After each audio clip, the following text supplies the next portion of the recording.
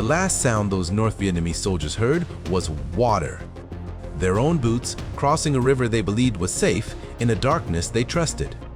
What waited on the other bank was one man, one rifle, a handful of magazines, and 30 seconds of controlled violence that would permanently rewrite what a single operator could accomplish in close combat. 5 Marines, each one outnumbered, unrelieved, and each one measured in confirmed kills. This is the top 5 most lethal single operator, stands in Marine Corps history.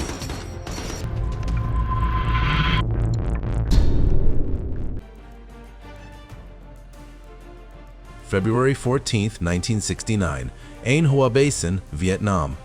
Before a single shot is fired, before a single man dies, Chuck Mawhinney makes a decision that will define the entire night. He is standing at the edge of darkness with one choice, the bolt action. M40 he trusts like his own hands, or the semi-automatic M14 he has never taken into the field. His spotter watches him. Mawhinney picks up the M14. He already knows what is coming. Intelligence says a full NVA platoon is moving toward the river tonight. One target at a time with a bolt action means survivors. The M14 means something else entirely. That decision, made quietly before anyone fires, is the entire reason 16 men will not survive the next 30 seconds. But first, they have to step into the water. The river surface is black and still. Mawhinney is flat in the grass, M14 shouldered, eye pressed to the starlight scope. Everything through that lens is pale green, the water, the far bank, the darkness between the trees. Then they appear, single file. NVA soldiers stepping off the bank into the An Hoa, rifles raised above their heads to keep water out of the actions. Completely unaware a Marine is watching from the other side. Through the scope, Mawhinney sees exactly what he waited for. Green head-sized targets, evenly spaced, suspended above the waterline. The column keeps coming. He counts them. He leans toward his spotter. "Get ready to haul ass," he whispers. "When I yell go, run for your life." His finger finds the trigger. What follows is 30 seconds. No one in that river will survive. 30 seconds. 16 rounds. Mawhinney pulls the trigger on the lead man, and the column freezes. Every NVA soldier drops low into the water, rifles submerged, bodies instinctively ducking. They've just handed him exactly what he needed. Greenheads, stationary, evenly spaced across the river. He works down the column, head to head, left to right, the M14 cycling through each target before the man beside him registers the sound. No incoming fire, no return movement. Not one soldier reaches the far bank, not one fires back. 30 seconds later, the river is still. 16 confirmed kills, one stand, one operator. The highest single stand confirmed count in Marine Corps history, belonging to a man almost nobody outside his unit had ever heard of. That silence is exactly the problem, and it takes decades to fix. That silence had a reason. Mawhinney came home, said nothing, and kept saying nothing for over 20 years. No claim to a record he had already set in blood. It was 1991 when fellow scout sniper Joseph Ward published Dear Mom, A Sniper's Vietnam, and named Mawhinney 101 confirmed kills. Skeptics pushed back hard. Carlos Hathcock held 93. The idea that someone had surpassed him, quietly, without anyone knowing, felt impossible. So they pulled the official documentation. The Marine Corps' own kill ledger came back higher than Ward's book. 103 confirmed, 216 probable. Every entry validated through official after-action records. That is the record. Built-in silence. Proven on paper. The most lethal single operator in Marine Corps history. But one man found a way to do lethal damage from a distance nobody thought was survivable, with a weapon never designed to be aimed by one man. Vietnam, 1967, Gunnery Sergeant Carlos Hathcock, 1st Marine Division, Hill 55, call sign, White Feather. The target was real, an enemy soldier spotted beyond the effective range of every rifle in the Marine inventory. Hathcock looked at the M2 Browning .50 caliber on its tripod and made a decision no armorer had sanctioned. He took his 8-power inertial scope, the same optic from his sniper rifle, and hand-mounted it directly onto the M2's receiver using a modified bracket. Unauthorized, untested. One man behind a crew-served weapon never designed for precision, never designed for a single operator, never designed for what he was about to do. That improvised rig changed everything. Now the question was whether it could actually reach him. Hathcock settles behind the M2. The target is a North Vietnamese soldier over a mile out, 1,300 feet beyond the reach of any standard rifle round. He controls his breathing. One shot, no second chance. At this range, the target moves and disappears before a bolt cycles. He squeezes the trigger. The 050 BMG round travels 2,286 yards over a mile of Vietnamese air and kills the man clean. One round. One trigger pull. Confirmed! That distance stood as the longest confirmed sniper kill in any war for 35 years.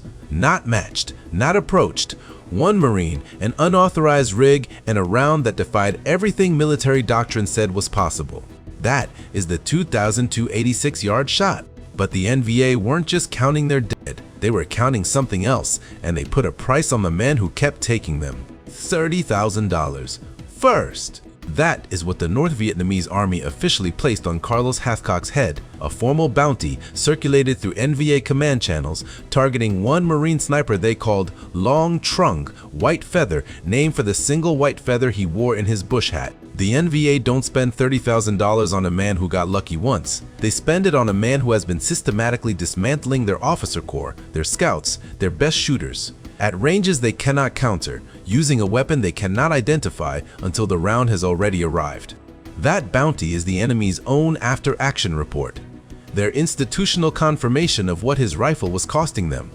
That is the price on White Feather's head. But what Hathcock built out in that jungle, that unauthorized rig, that single improvised solution was about to outlive him entirely. That field improvised rig, scope bolted to an M2 receiver, no manual, no authorization, didn't die in the jungle. Ronnie Barrett studied exactly that concept when he designed the Barrett M82 in 1982, a semi-automatic, shoulder-fired .50 BMG precision rifle. What Hathcock proved was theoretically possible. Barrett made manufacturable. The Marine Corps adopted it. Then every branch followed. Hathcock's methods, the patient stalk, the single long-range shot, the operator working alone with improvised solutions, became the backbone of the Marine Corps Scout Sniper syllabus at Quantico, the course that has produced every Marine sniper since. One unauthorized scope mount, one confirmed kill at 2,286 yards. It rewrote what a single Marine could carry into a field and accomplish alone. That is the doctrine he built, but before Hathcock ever picked up that rifle, another Marine held an entire perimeter alone through one night with his bare hands and 2 machine guns. Henderson Field, Guadalcanal, October 24, 1942. Gunnery Sergeant John Basilone, 7th Marines, one section of perimeter. 2 water-cooled M1917s and 3,000 Japanese soldiers coming out of the jungle dark. October 24, 1942, Henderson Field, Guadalcanal. The Imperial Japanese Army launches a coordinated mass assault across the Marine perimeter's weakest seam. The ground shakes before you can see anything. Then the tree line erupts. Gun crews on either side of Basilone take casualties within minutes. Some are driven back. Some stop moving entirely. The noise is total. Screaming, rifle fire, the wet thud of men hitting the ground. The line doesn't just bend. Except at one position, Basilone is still there, both guns still firing. One man holding 900 yards of jungle perimeter against an assault designed to swallow the entire airfield. But holding a position and keeping those guns alive are 2 completely different problems. The guns are burning. Both M1917s have been hammering for over an hour. The water cooling jackets are screaming hot. Then the first locks up, a feed jam, metal grinding metal. Then the second. Basilone doesn't call for help. There's nobody left to call. He clears the jam barehanded. The barrel sears his palm open. He doesn't stop. He gets the first gun cycling, then the second, steam and blood on his hands at once. Then the field of fire collapses. The Japanese are flanking left, finding a gap. The gun needs to move. 90 pounds of steel. Basilone lifts it, cradles it to his chest, and carries it across open ground while rounds cut the air around him. He drops it into the new position. Gets it feeding, gets it firing. A man refusing to let a perimeter die. But both guns running means nothing if the belts run dry and they're almost out. Basilone does the math in 1 second. The ammunition point is 200 yards back. Through open ground, through the same jungle, the Japanese assault is still pushing through. He goes anyway. He sprints into the dark armed only with a pistol, moving through enemy infantry actively filtering through perimeter gaps. Rounds snap through the canopy. He doesn't stop. He loads himself down with belts. Dead weight, awkward, brutal, and sprints back the same way he came. 200 yards! Through them! Alone, twice. He drops back into position, feeds both guns, and the perimeter holds. That is the ammunition run that kept Guadalcanal from breaking before dawn. But keeping guns fed is one thing. What the body count in his sector looks like by morning is what puts Basilone on this list. Dawn breaks over Guadalcanal, and the jungle floor in Basilone's sector looks like a slaughterhouse. The official Medal of Honor citation is precise where battlefield chaos usually isn't. 38 Japanese soldiers confirmed dead in Basilone's sector alone. 38 bodies in 900 yards of jungle because one Marine refused to run when every logical reason to existed. That number is what places him at number 3, above operators with longer engagements and more equipment. The citation doesn't estimate, it counts. That is the metric the Marine Corps put in writing.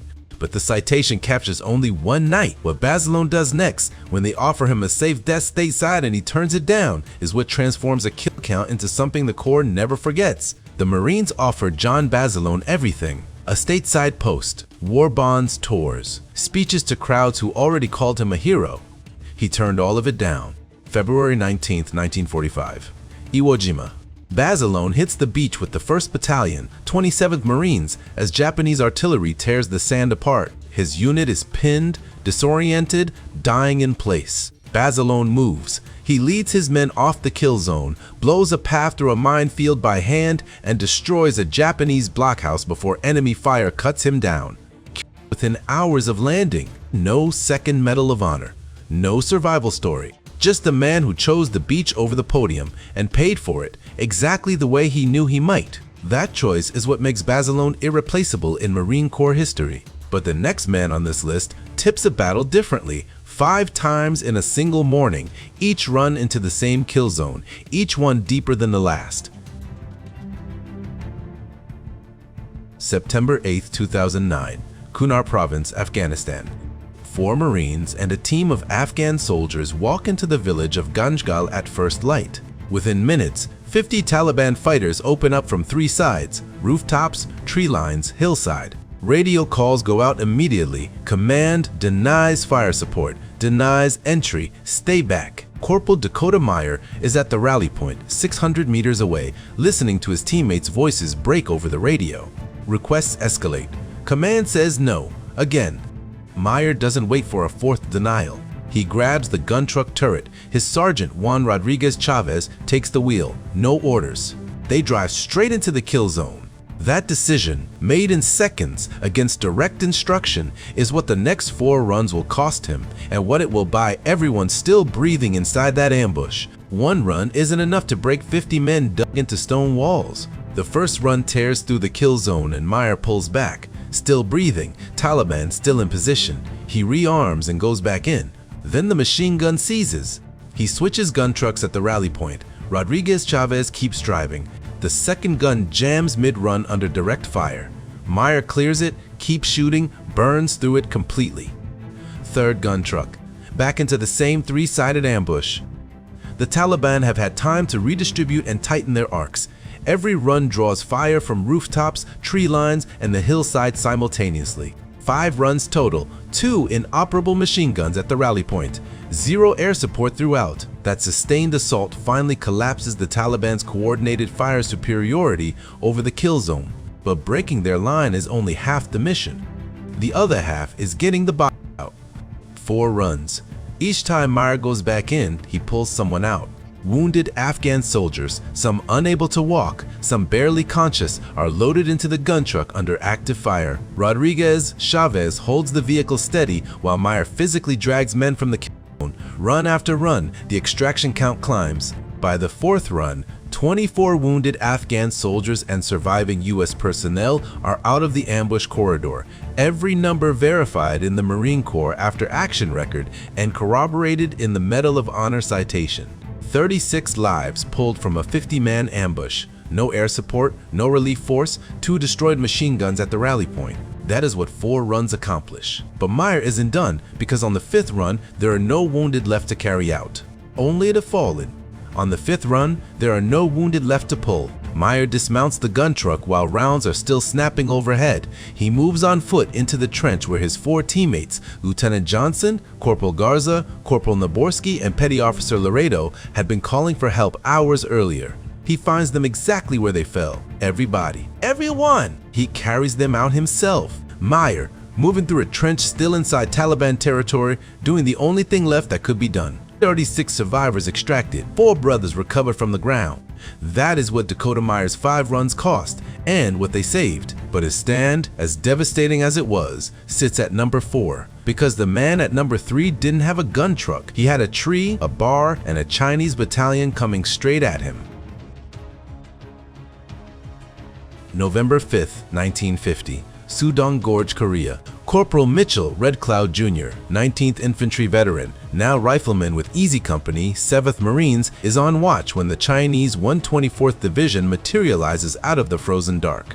No artillery warning, no flares, just men, hundreds of them, rushing the perimeter in total silence. Red Cloud opens fire first. For critical minutes, he is the only Marine firing back. His BAR hammers into the assault wave, muzzle flash strobing against the tree line, buying every second his company needs to wake up, grab weapons, and find cover. The Chinese push directly into his lane, which means every Marine behind him is still alive only because Red Cloud is still pulling the trigger. But what happens next turns a brave stand into something the Marine Corps will never stop talking about. A bullet hits Red Cloud. He does not go down. He grabs the tree behind him, wraps his wounded arm around the trunk, and keeps firing. His BAR hammers in controlled bursts, not panic fire, but aimed, deliberate killing. The Chinese assault funnels directly into his muzzle.